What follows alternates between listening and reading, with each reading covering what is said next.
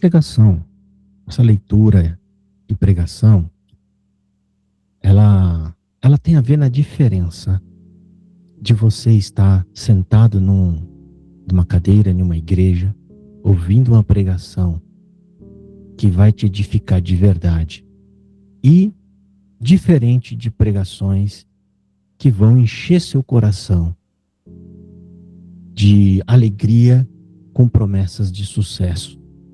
É sobre isso que nós vamos ler hoje. Então vamos ler Colossenses 3, do versículo 1 ao 4.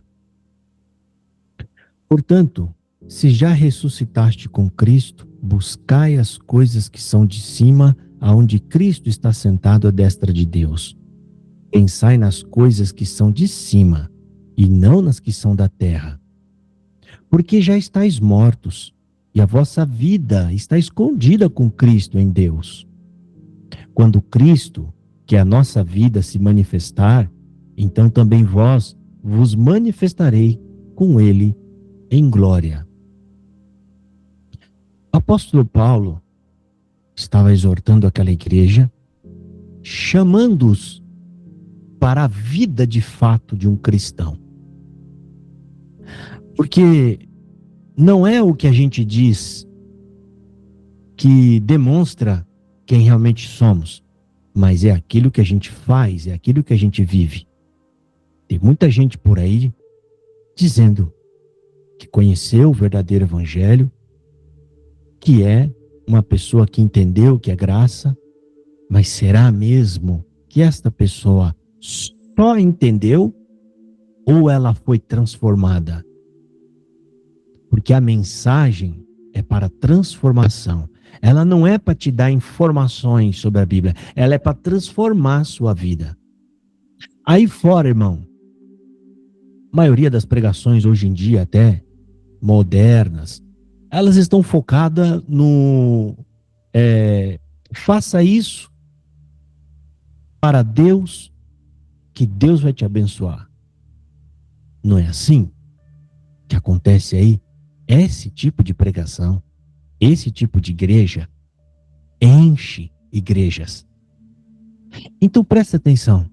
Se esse tipo de pregações, de igrejas e de ajuntamentos, eles vão atrás de uma igreja onde eles estão fazendo uma promessa de que se você fizer algo, você será abençoado, então fica claro que essas pessoas de fato não estão buscando Deus, mas aquilo que Deus pode dar para elas. Começo fazendo uma pergunta para vocês. Você gosta de alguém que frequenta a sua casa, que só vai lá quando precisa de alguma coisa, quer te pedir alguma coisa?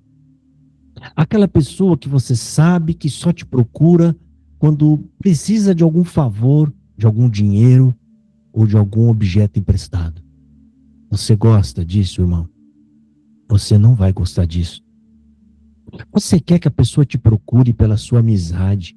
É óbvio que quando ela estiver precisando, você vai ajudá-la. Mas entre as indas e vindas dentro da sua casa, muitas dessas foram para te buscar realmente quem você é, para sentar na sua mesa, para bater um papo com você, para ouvir os seus problemas, para te abraçar, ainda que não tivesse nenhuma palavra para poder te ajudar. Isso é amigo, isso é amiga. Portanto, irmão, por que será que a gente acha que Deus ia ficar contente de irmos à igreja para ficar pedindo as bênçãos de Deus? Irmãos, entenda.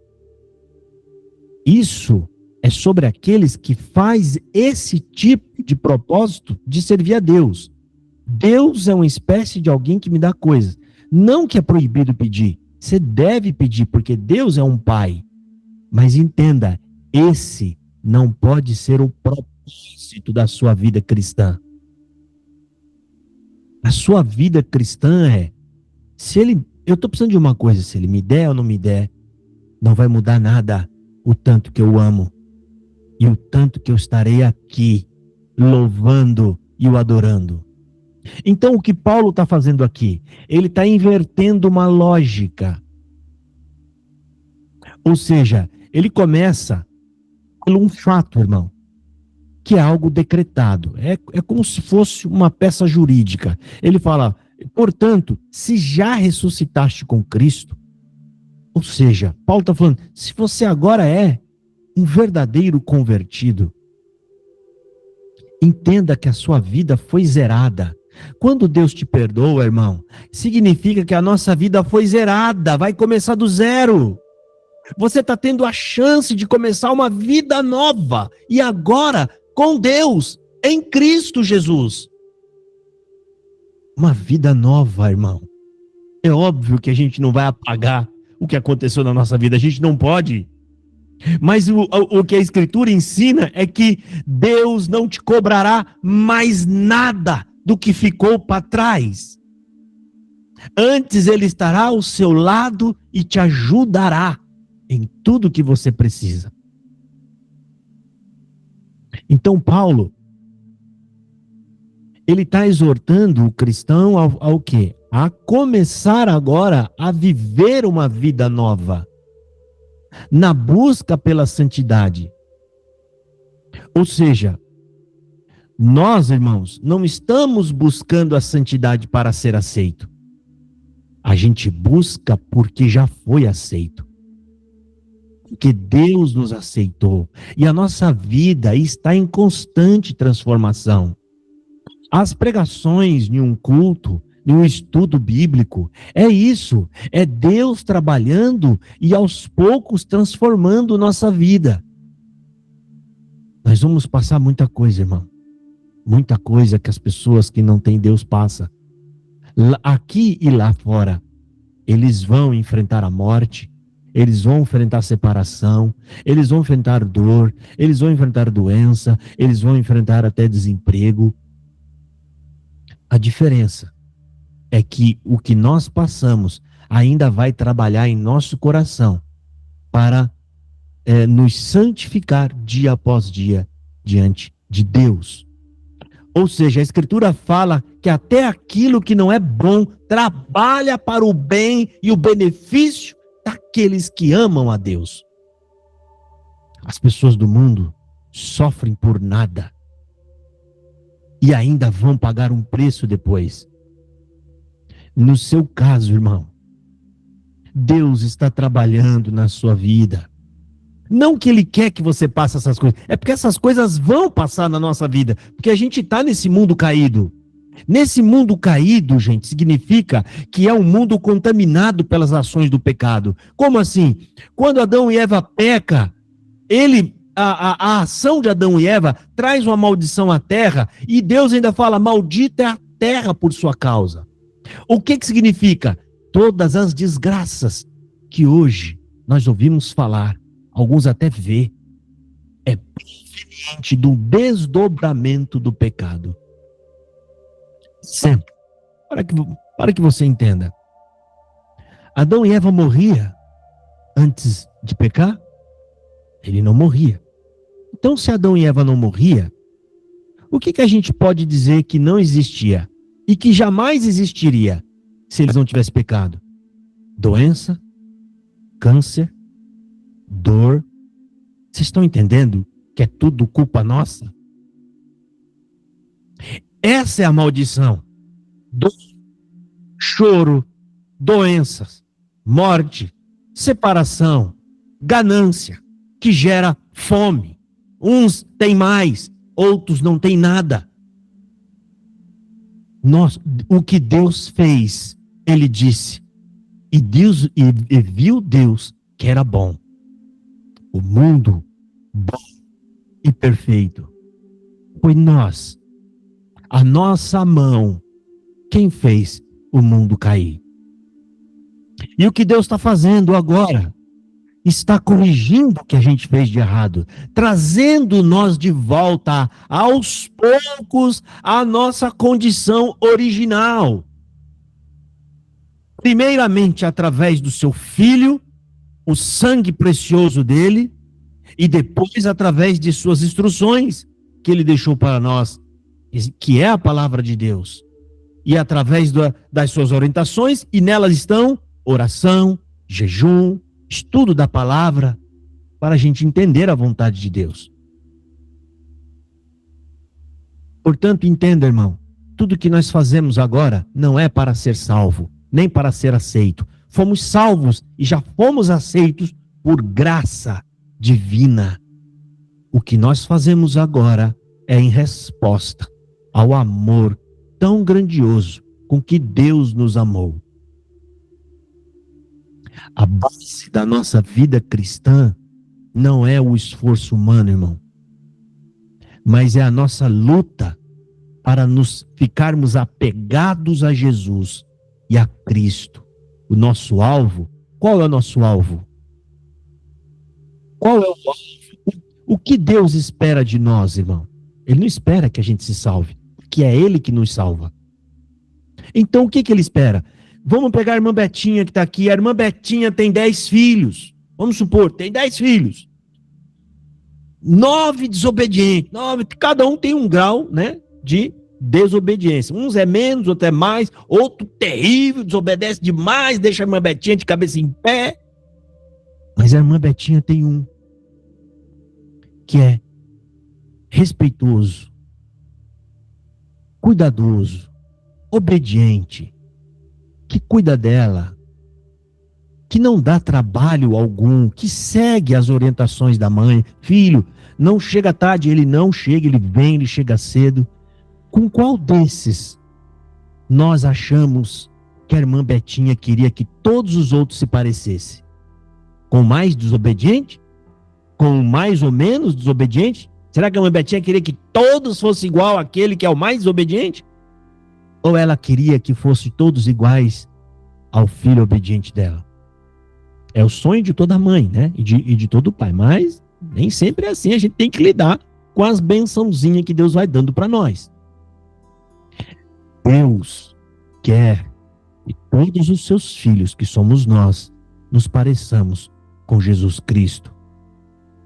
O filho do seu amor, o seu orgulho, o filho da sua obediência, o único que pode subir o santo monte de Deus por esforço próprio, por mérito próprio, subindo o santo monte, sendo aprovado pela justiça e a santidade de Deus, subiu e ficou ileso, porque sim, ele é puro de coração e limpo de mão. E Deus espera que a gente apenas se esforce para ser como ele. Isso, irmão, só um. Ame a Deus sobre todas as coisas. E você já vai estar dando um grande passo em direção a ele, irmão. Ame a Deus. Foi o que Jesus Cristo fez. Sabe o que foi que fez Jesus vir morrer por nós, irmão?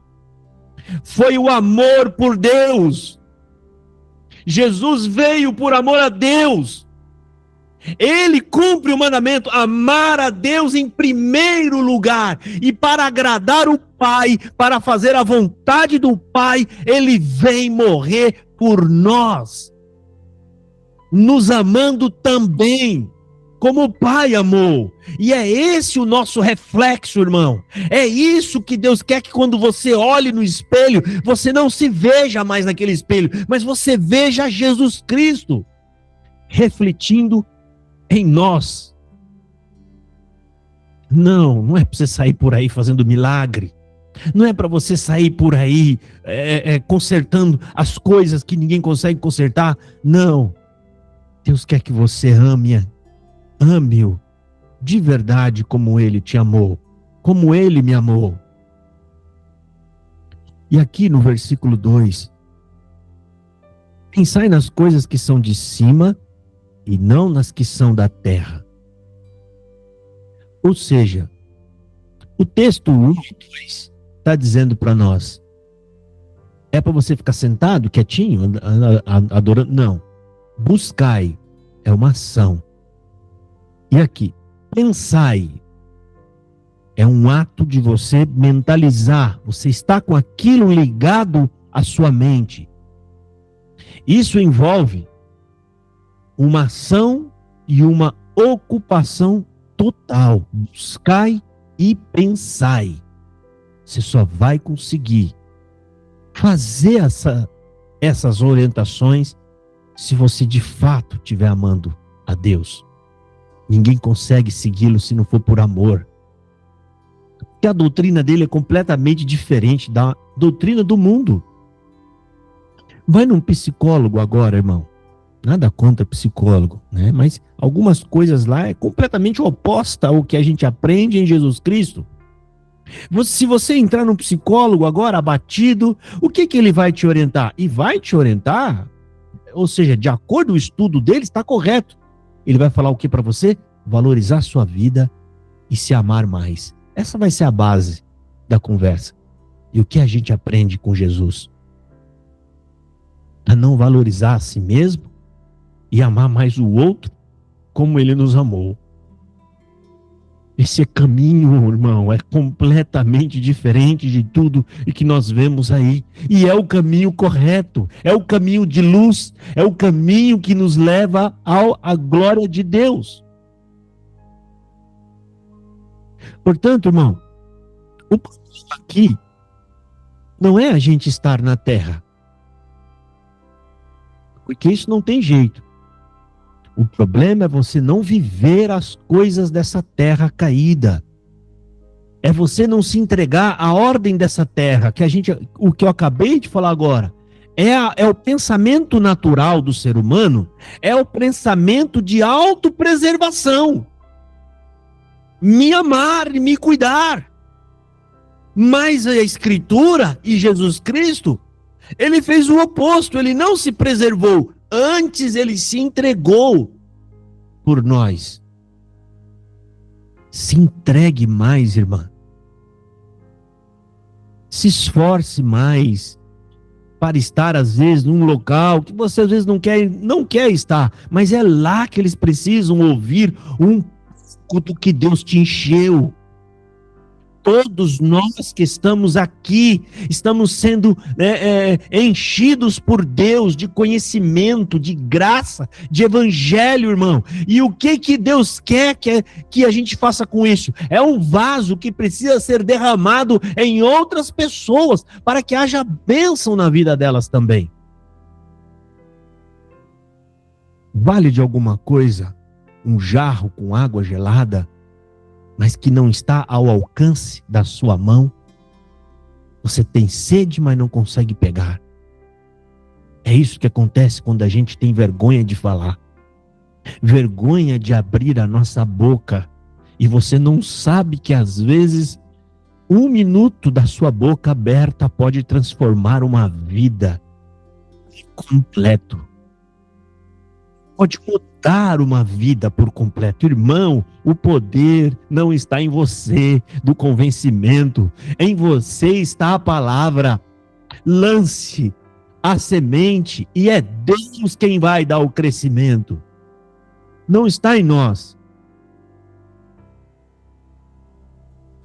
Portanto, irmão, buscai as coisas que são de cima e não as coisas que são da terra. Aqui está falando para a gente focar, para a gente fazer a prioridade da nossa vida, aquilo que é do céu. O que é do céu, irmão? É o amor, a misericórdia, a compaixão, falar do evangelho. Essas são as coisas do céu. E ele está dizendo aqui, mas não nas que são da terra. Aqui não está querendo dizer que você não possa trabalhar, irmão, estudar e sonhar, não. Isso é bom, você tem que fazer, estudar sim, trabalhar, se formar, ganhar dinheiro. Mas esse não pode ser o foco principal da sua vida. Essa é a sua base para te preparar, para então você fazer algo que realmente importa, algo que realmente tem impacto depois da sua partida nessa terra. Jesus Cristo ensinou isso em Lucas capítulo 17 com o mordomo infiel. Jesus até elogia a prática daquele homem. Ele usou os recursos que ele tinha nessa terra, agora, para quê? Para alcançar um favor depois.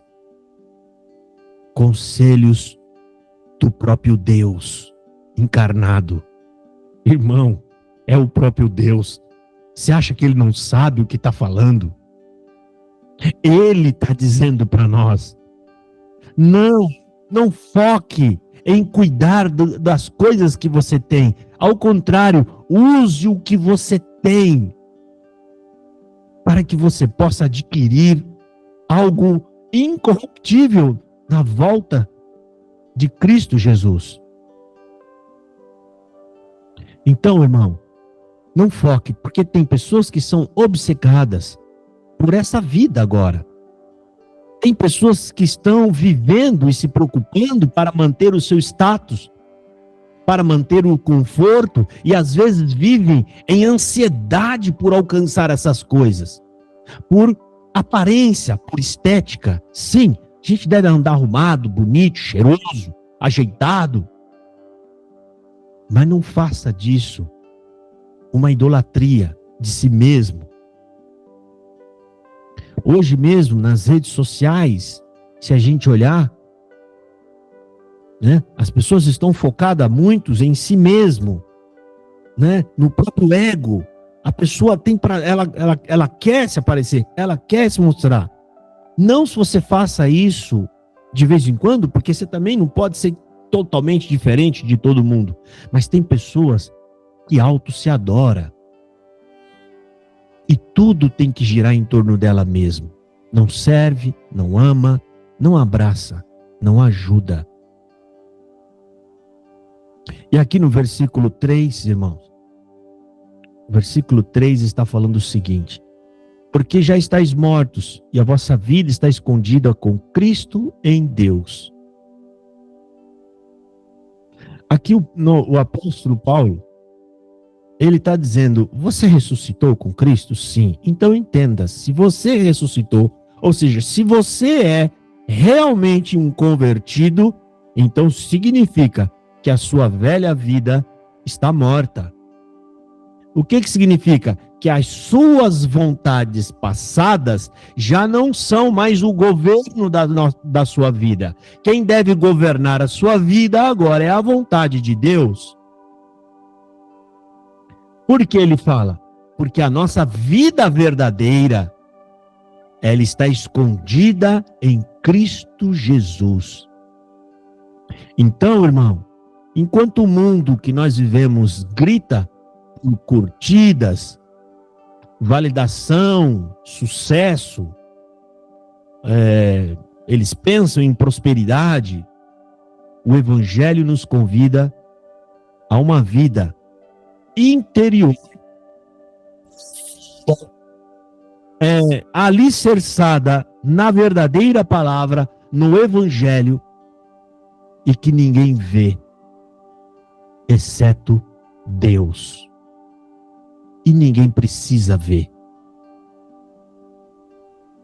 Estar escondido em Cristo, irmão, como o apóstolo está falando aqui, significa que nada desse mundo pode tocar na essência que Deus colocou dentro de nós. Nós estamos escondidos, estamos ligados em Cristo Jesus. A nossa felicidade, irmão, não é mais essa vida momentânea, que a gente sabe que isso aqui é ilusão. A gente está feliz agora e daqui a pouco não está mais. Mas sim, aproveite todas as oportunidades de sorrir que você tiver, de estar no meio de amigos, de você se alegrar com eles. Mas não se esqueça, tudo isso é passageiro. Você vai para sua casa e os problemas continuam. Por isso a gente deve fazer o quê? Se agarrar em Deus, em Cristo Jesus, e caminhar com Ele para um lugar que lá, sim, estaremos livres de uma vez por todas do pecado e de todo o problema e consequência que Ele trouxe para a nossa vida. E isso, irmão, depende de o quanto nós nos entregamos a Deus, de o quanto nós o amamos. E aqui, irmão, Paulo fala no versículo 4, quando Cristo, que é a nossa vida, se manifestar, então também vós vos manifestareis com Ele em glória. Ou seja, a nossa glória não é essa, não é a de agora. O que Paulo está dizendo aqui é que Cristo é a nossa vida. É estar com Ele, Ou seja, a vida dele manifesta em nós através do quê? Dos seus ensinamentos. Quando a gente faz coisas que naturalmente nós não íamos fazer, mas hoje eu faço. Por quê? Porque aprendi com ele. Isso é o reflexo de Jesus em nós. Então, irmão, deixa essa mensagem entrar no seu coração. Se entrega mais. Vamos agir mais como um cristão verdadeiro que de fato encontrou graça em Deus. Vamos supor, irmão, tem uma catedral muito grande, bonita, alta, os arranha-céus maravilhosos. O que acontece ali, irmão? As pessoas vêm até ali, batem fotos e ficam admiradas com toda aquela beleza. Aqueles vitrais bonitos, espelhados. De repente, o engenheiro daquela obra resolve convidar aquele grupo de turistas e chamar eles para dentro da catedral. Aí eles entram. De repente, eles descem por uma escada, né? Tem uma porta, eles descem por uma escada. Ali não tem mais a mesma tinta que tem lá fora. São apenas paredes cruas, frias, né? Não tem mais aquele cheiro daquela limpeza. Ou seja, construção básica e comum. Quando eles chegam lá embaixo, o engenheiro mostra todos aqueles vergalhões, aquelas colunas fortes, e mostra que aquilo é a base de toda aquela estrutura maravilhosa que eles estão vendo lá fora. É isso o que Cristo e Deus quer para cada um de nós. Que através de sua palavra, de sua vida, a nossa vida agora, irmão, seja edificada. Não por coisas que as pessoas vão ver e bater foto e se alegrar. Porque elas não vão ver você chorando, elas não vão ver aonde você está orando, elas não vão ver você estudando a palavra, mas o quanto mais você amar Jesus, mais desejo você tiver para ele, é o sinal de que mais profundo estão os alicerces. E alicerces profundos significa que nada vai te tirar da presença de Deus. Nem a dor, nem a enfermidade, nem o desemprego, nem a velhice vai tirar você de diante de Deus. Quanto mais você o amá-lo, essa é a verdadeira estrutura.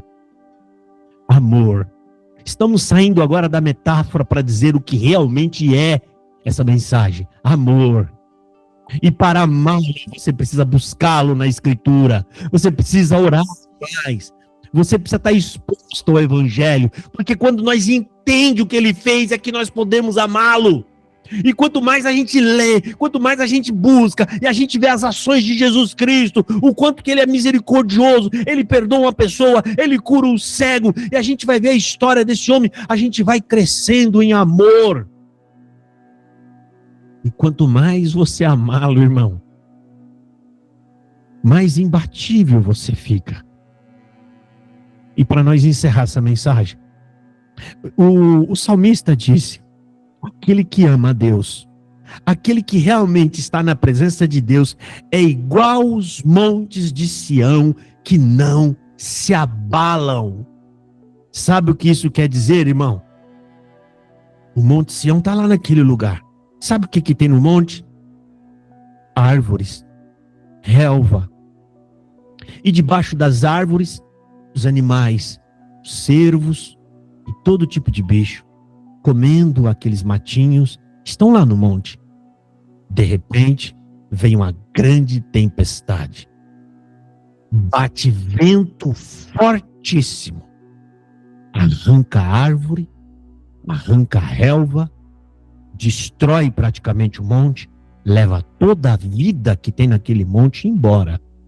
Aí vem a geada da noite fortíssima e o que sobrou agora pronto é destruído de vez. E no outro dia vem um sol de 40, 50 graus. O que sobrou ali? Nada. Sabe o que foi que sobrou? O monte, no mesmo lugar.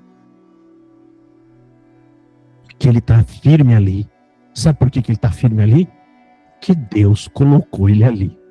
Irmão, ainda que venha um vento forte, leve as coisas da sua vida, leva o seu trabalho embora, leva a sua alegria embora, o vento bate e vai tirando e arrancando coisas. Não saia da presença de Deus, irmão, porque o monte de Sião volta a primavera, e Deus abençoa o monte, ele manda o orvalho e volta a florescer, e muitas das vezes muito mais florido e com muito mais fruto do que era anteriormente. Deus tem na mão dele, irmão, a bênção e a chave para aqueles que o amam e não o buscam apenas por interesse, irmão. Deus tem prazer em abençoar aqueles que o amam, assim como nós teremos prazer de ajudar uma pessoa que nos ama de verdade. Quem de nós abandonaria, irmão? Um vizinho que é amigo, você sabe que ele te ama, nunca foi interesseiro, sempre esteve do seu lado, e num dia difícil da vida dele, você sabe que precisa da sua ajuda, você ia negar ajuda? Você negaria ajuda a essa pessoa?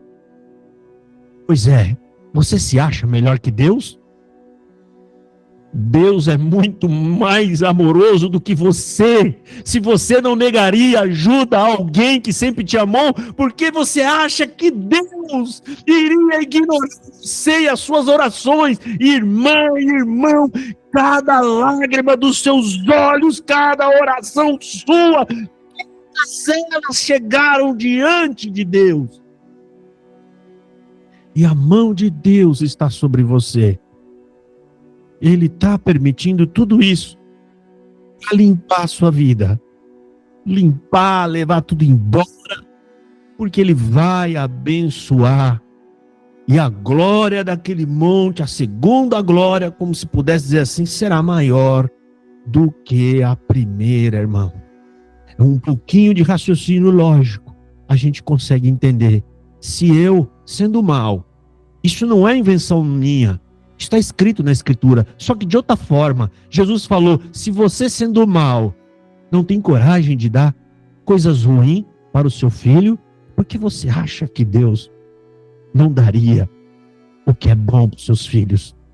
Deus tem, irmão, bênçãos para dar para nós. Nós não vamos viver nessa terra apenas para adorar. A gente vive uma terra e que muitas das vezes precisa de uma ajuda, precisa de uma bênção. Não para passar por cima de ninguém, não para passar na frente de ninguém. É simplesmente porque a gente quer ter condições para levar uma vida digna de cristão. E Deus vai abençoar. Ele vai ajudar. Todo aquele que ama de coração, sincero e honesto, irmão, jamais será esquecido de Deus. Essa é a mensagem de hoje. Deus abençoe os irmãos. E eu vou convidar uma irmã para orar. A nossa irmã Cris, a irmã Cristiane Zonta. A irmã está aí? Sim, estou aqui, irmão. Irmã, pode orar, irmão, por nós, por favor? Tá Sim. Bom? Tá bom. Vamos orar em nome do Senhor Jesus. Amém. Pai, queremos te agradecer por mais um dia de vida, pelo seu amor, pela sua bondade, por tudo que o Senhor tem feito por nós até esse presente momento. Não podemos deixar de te agradecer, Senhor, pela tua imensa misericórdia, pelo teu favor, pelo que o Senhor fez através do teu Filho Jesus Cristo, que enviou nessa terra, Senhor, para nos salvar, Pai, demonstrando todo o seu amor, toda a sua bondade na nossa vida, e sabemos que não merecemos, Pai, que o Senhor fez por nós. Graça nós te damos, Senhor, porque até agora, Pai, o Senhor tem nos abençoado e tem nos ajudado, tem sido conosco em todo o decorrer da nossa vida. Te agradecemos, Senhor, todos os dias pelo que o Senhor faz na nossa vida, por nos abençoar, por nos guardar, por ser conosco, ainda que os males e tantas dificuldades venham na nossa vida, mas hoje, Senhor, não vemos mais, Senhor, da forma que víamos antes, quando nós entrávamos dentro de um culto para buscar uma resposta, para buscar, Senhor, algo que falava sobre nós, sobre a nossa vida. E hoje nós entendemos, Pai eterno, que o Senhor fez por nós é muito maior do que tudo isso, Pai. E para nós, Pai eterno, hoje não buscamos mais as coisas dessa vida.